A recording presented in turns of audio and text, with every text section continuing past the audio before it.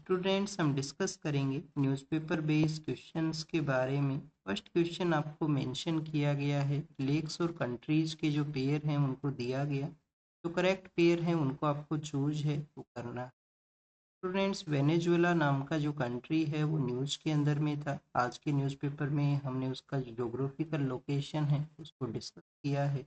US force के द्वारा उस कंट्री के अंदर इंटरवेन है वो किया। ईरान जो है वो कल के न्यूज़पेपर के अंदर मेंशन था, वहाँ पे जो प्रोटेस्ट है उसकी वजह से का जो लोकेशन है उसको हम प्रैक्टिस वो किए थे। तो अब देखिए कि बोथ कंट्रीज हैं, उनका लोकेशन को एक बार हम देखते हैं जो हमने न्यूज़पेपर के अंदर रीड किया है।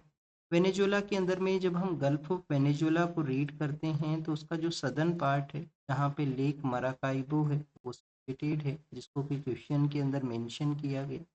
ईरान के पर्सपेक्टिव से जब हम रीड करते हैं तो ईरान का जो वेस्टर्न पार्ट है, ये आप देखिए कि ईरान सिचुएटेड है। ईरान का जो वेस्टर्न पार्ट जो कि टर्की एंड अजरबैजान के साथ में एरिया शेयर करता है, उसी एरिया के अंदर में लेक उर्मिया है वो सिचुएटेड है। तो आप देखिए कि बोथ प्लेसेज हैं उनको हम न्यूज़पेपर के अंदर रीड हैं वो कर चुके हैं। लेक टिटिकाका के बारे में अगर हम रीड करें तो लेक टिटिकाका जो है वो लैटिन अमेरिका के अंदर सिचुएटेड है, और बोलिविया एंड पेरू का नाम का जो कंट्री है उनके बिटवीन में अपना जो एरिया है उसको शेयर किया करते। तो ऑल थ्री जो लेक्स हैं वो करेक्टली वे के अंदर में यहाँ पे जो मैच है वो होते हैं, तो थ्री आंसर यहाँ पे रहेगा कि ऑल थ्री जो हैं वो करेक्टली पेयर हैं। नेक्स्ट आप देखिए कि वेनेजुएला के रिगार्डिंग में जो कुछ स्टेटमेंट्स हैं उनको मेंशन किया गया है। क्या वेनेजुएला जो है ओपेक का फाउंडिंग मेंबर है? ओपेक क्या है? Organization of petroleum export country. इन कंट्रीज के द्वारा पेट्रोल का जो लार्जर वे के अंदर एक्सपोर्ट किया जाता है वो कंट्री जिसके मेंबर हैं वो हुआ करते हैं। अब इसके फाउंडर मेंबर है या नहीं है, इसका जो जानकारी है जब आप रीड करोगे ओपेक के बारे में, तो 1960 के समय आप देखिए कि ओपेक है उसको सेटअप किया गया था बगदाद के, वहाँ पे कॉन्फ्रेंस ऑर्गेनाइज होता है 1960 के समय, जिसको कि बगदाद कॉन्फ्रेंस वो बोला जाता है। 5 कंट्रीज हैं वो डिसाइड करते हैं कि हमें एक ऑर्गेनाइजेशन है उसको सेटअप करना है, organization of petroleum export countries. उस ऑर्गेनाइजेशन को सेटअप करने वाले वो 5 फाउंडिंग मेंबर हैं वो कौन हुआ करते थे? एक कंट्री आप देखिए कि ईरान है। कंट्री कौन है? ईरान है। अदर जो कंट्री है वो इराक है, ईरान है, इराक है। कुवैत नाम का कंट्री है। ईरान है, इराक है, कुवैत है, सऊदी अरेबिया है। और स्टूडेंट्स वेनेजुएला है। तो वेनेजुएला जो है वो फाउंडिंग मेंबर है ओपेक का। यहाँ पे फर्स्ट स्टेटमेंट है वो करेक्ट। सेकंड स्टेटमेंट के अंदर में मेंशन किया गया कि वेनेजुएला के द्वारा अपने जो ग्लेशियर्स हैं उनकी जो कंप्लीट ग्लेशियर्स का लॉस्ट हुआ है क्लाइमेट चेंज की वजह से। तो आप देखिए कि जो सेकंड स्टेटमेंट है वो भी करेक्ट है। 2 ईयर बैक ये जो टॉपिक है काफ़ी बार न्यूज के अंदर मेंशन है वो रहा था कि जो सभी ग्लेशियर्स हैं वेनेजुएला के उनका लॉस्ट हुआ है क्लाइमेट चेंज की।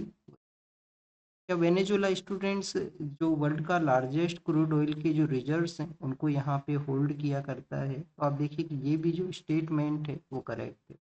यूएस फोर्स ने जो वेनेजुएला के इंटरनल एरियाज के अंदर में इंटरवेन किया है तो उसके बिहाइंड में एक रीजन इसको भी माना गया है कि ऑयल के जो रिजर्व्स हैं उनके पास में प्रेजेंट होना। यूएस के अंदर में जितने ऑयल हैं उसका 4 टाइम्स आपको ऑयल रिजर्व्स हैं जो वेनेजुएला के वहाँ पे देखने के लिए मिलते हैं। और वेनेजुएला आप देखिए कि लार्जर वे के अंदर में ऑयल का जो एक्सपोर्ट है उसको भी कैरी आउट करता है। ऑल थ्री स्टेटमेंट्स हैं वो भी यहाँ पे करेक्ट हैं, तो सी यहाँ पे आंसर है वो रहेगा। थर्ड क्वेश्चन के बारे में अगर हम रीड करें तो which of the following country, इनमें से कौन सा ऐसा कंट्री है जिसके माइनॉरिटी सेक्शन अगर इंडिया के लिए माइग्रेशन को कैरी आउट करते हैं तो उनको सिटीजनशिप अमेंडमेंट एक्ट के थ्रू सिटीजनशिप है वो नहीं मिलता है। तो सिटीजनशिप अमेंडमेंट एक्ट जो रिसेंटली सिटीजनशिप अमेंडमेंट एक्ट 2019 का, जिसको कि आप देखिए कि लास्ट ईयर ही उसको इम्प्लीमेंट किया गया है, एग्जिस्टेंस में लाया गया है। इस सिटीजनशिप अमेंडमेंट एक्ट के थ्रू कौन से कम्युनिटीज़ को इंडिया में सिटीजनशिप है वो ग्रांट किया गया? हमारे जो 3 नाइबर कंट्री हैं, अफगानिस्तान है, हमारा जो नाइबर कंट्री है पाकिस्तान, और आप देखिए कि बांग्लादेश है। इन 3 नाइबर कंट्रीज से जो 6 माइनॉरिटी ग्रुप्स हैं वो इंडिया के लिए अगर माइग्रेट करते हैं तो उनको सिटीजनशिप दिया जाएगा। कुछ कंडीशंस वहाँ पे अप्लाई हैं वो रहेंगी। 6 माइनॉरिटी ग्रुप्स कौन कौन से हैं? हिंदुइज्म के जो फॉलो करने वाले जो पर्सन्स हैं, हिंदुइज्म से बिलोंग करने वाले पर्सन, सिखिज्म को फॉलो करने वाले जो पर्सन हैं, बुद्धिस्ट जो लोग हैं, वो भी अगर उन कंट्रीज से माइग्रेट करते हैं, ओनली इन 3 कंट्रीज से अलाउ किया गया है। आप देखिए कि बुद्धिस्ट के अलावा जैन्स हैं, पारसीज हैं और क्रिश्चियन पर्सन हैं। तो Hinduism, Sikhism, Buddhism, Jainism, Parsi और जो क्रिश्चियनिटी को फॉलो करने वाले लोग हैं, हमारे 3 नाइबर कंट्री अफगानिस्तान, पाकिस्तान और बांग्लादेश, उससे इंडिया के लिए माइग्रेट करते हैं। एक फिक्स डेट है, उससे पहले उनका माइग्रेशन हुआ है, इतने समय का इंडिया के अंदर में उनका रेजिडेंस है वो हुआ है, तो उनको सिटीजनशिप है वो ग्रांट किया जाएगा इस एक्ट के थ्रू। हमारे कॉन्स्टिट्यूशन में आप देखिए कि सिटीजनशिप जो है वो आर्टिकल 5 to 11 के अंदर में मेंशन किया गया है, जो कि कॉन्स्टिट्यूशन का पार्ट सेकंड है, वहाँ पे इसके बारे में मेंशन है। तो स्टूडेंट्स यहाँ पे जो आंसर है वो क्या रहेगा, म्यांमार के वहाँ पे जो सिटीजनशिप है वो नहीं ग्रांट है, वहाँ के लोग अगर इंडिया के लिए माइग्रेशन को करते हैं। म्यांमार के साथ में हमारे जो नॉर्थ ईस्ट के जो स्टेट्स हैं वो एरिया शेयर करते हैं, और आप देखिए कि एक फ्री मूवमेंट रिजाइम है वो एग्जिस्ट किया करता है। अभी वो प्रेजेंट समय के अंदर में इसको सस्पेंड है वो रखा गया है, जैसे मणिपुर के वहाँ पे जो लॉ एंड ऑर्डर का जो सिचुएशन है वो अनस्टेबलाइज वे के अंदर में है, तो फ्री मूवमेंट रिजाइम को एक रीजन माना गया कि वहाँ से इंडिया को डिस्टेबलाइज करने वाला जो पावर्स है वो उसको मिसयूज करते हैं, उसका इलीगल वे के थ्रू यूज किया जाता है। जो ट्राइबल कम्युनिटीज़ को दिया गया है अपने जो कल्चरल एंड ब्लड रिलेशन है उनको मेंटेन किया जाए, क्योंकि बॉर्डर का जो अदर पार्ट है वो सिमिलर कल्चर के थ्रू एग्जिस्ट करता है, उनके जो रिलेशंस वो एग्जिस्ट करते हैं म्यांमार के वहाँ पे, और उनके लोगों के इंडिया के पार्ट के अंदर में जो बिलोंग किया करते हैं। तो म्यांमार राइट आंसर रहेगा। सिटीजनशिप अमेंडमेंट एक्ट के बारे में हमने यहाँ पे रीड किया, एक होमवर्क है आपके लिए। इंडिया में जो सिंगल सिटीजनशिप का जो कॉन्सेप्ट है ये हमने किस कॉन्स्टिट्यूशन से लिया है, हमारे यहाँ पे कॉन्स्टिट्यूशन में स्टेट का कोई सिटीजनशिप नहीं हुआ करता, कंट्री का ओनली सिटीजनशिप एग्जिस्ट करता है, तो ये हमने किस कॉन्स्टिट्यूशन वर्ल्ड का किस अदर कॉन्स्टिट्यूशन से ये जो प्रोसेस है उसको हमने लिया है।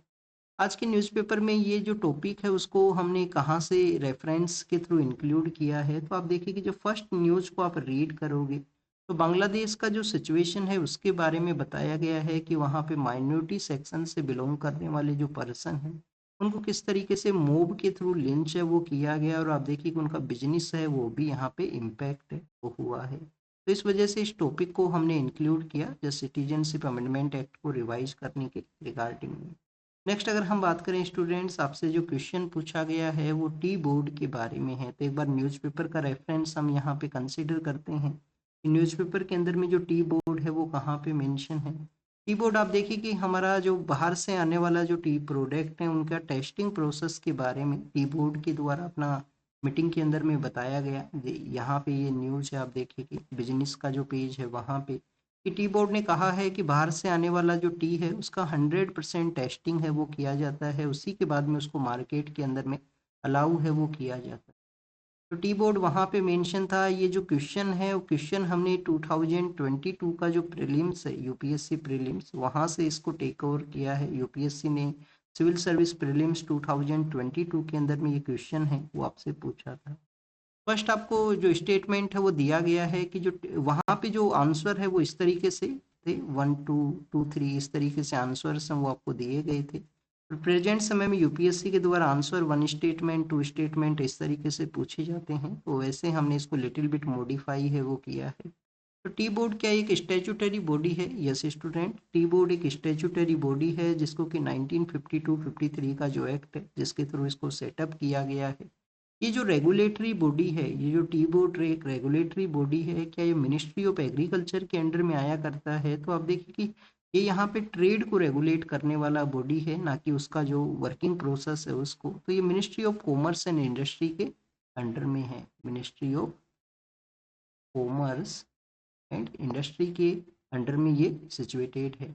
थर्ड आपको स्टेटमेंट दिया गया है कि जो टी बोर्ड का जो हेड ऑफिस है क्या वो बेंगलोर के वहाँ पे है? तो स्टूडेंट टी बोर्ड का जो हेड ऑफिस है वो कोलकाता के वहाँ पे है। टी बोर्ड का जो हेड ऑफिस कोलकाता के वहाँ पे है, बेंगलोर के वहाँ पे नहीं है।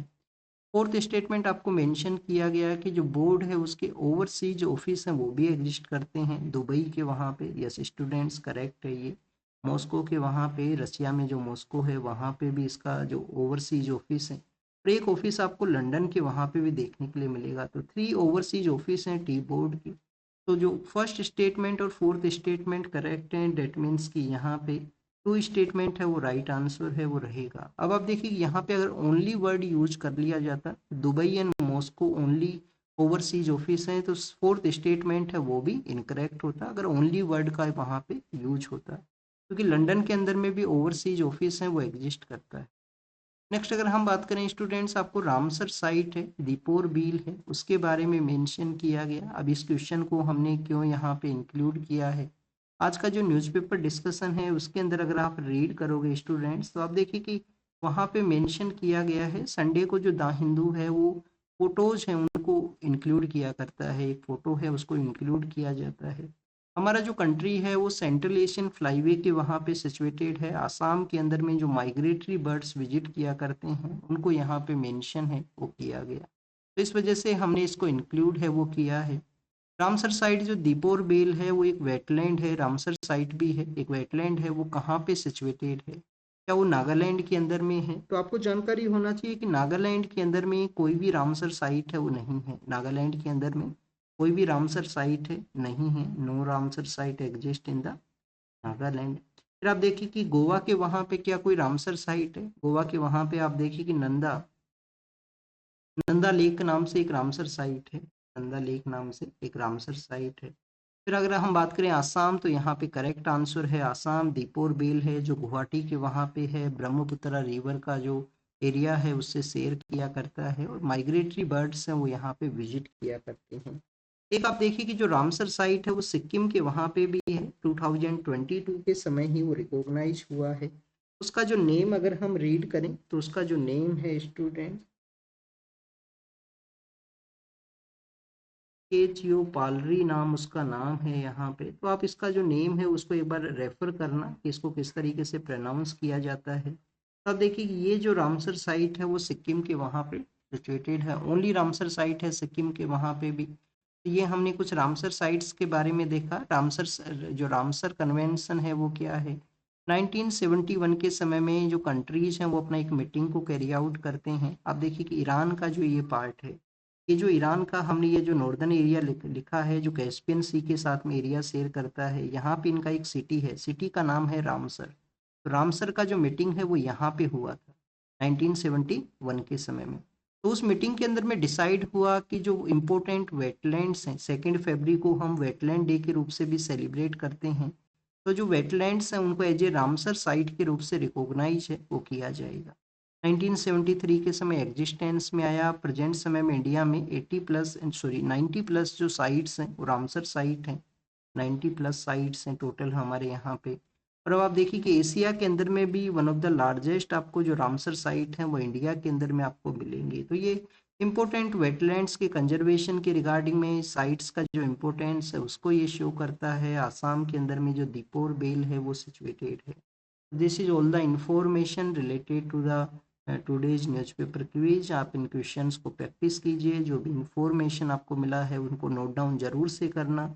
स्टूडेंट्स, आपको ये जो इन्फॉर्मेशन है वो जब ही हेल्प करेगा जो आपको नहीं पता है उन स्टेटमेंट्स को अपना ही राइटिंग स्किल के अंदर में आप जब नोट डाउन करोगे, आप जब नोट्स मेकिंग है उसको कैरी आउट है वो करोगे, तो उसी समय ये आपको हेल्प करेगा। और उसको कंटिन्यूस आप 10 to 12 डेज के अंदर में रिविजन भी कैरी आउट है वो करें। न्यूज़पेपर आप देखिए कि one of the best source है अपना, जो यहाँ पे जो बेसिक्स हैं उनको रिवाइज करने के रिगार्डिंग कंटिन्यूस जो टॉपिक्स हैं वो न्यूज के अंदर में रहा करते हैं। आप बार बार जब उनको रिवाइज करोगे तो काफ़ी सारे आपके जो थिंग्स हैं न्यूज़पेपर के थ्रू ही रिवाइज हैं वो हो सकेंगे। तो this is all the information. Thank you students, thank you very much.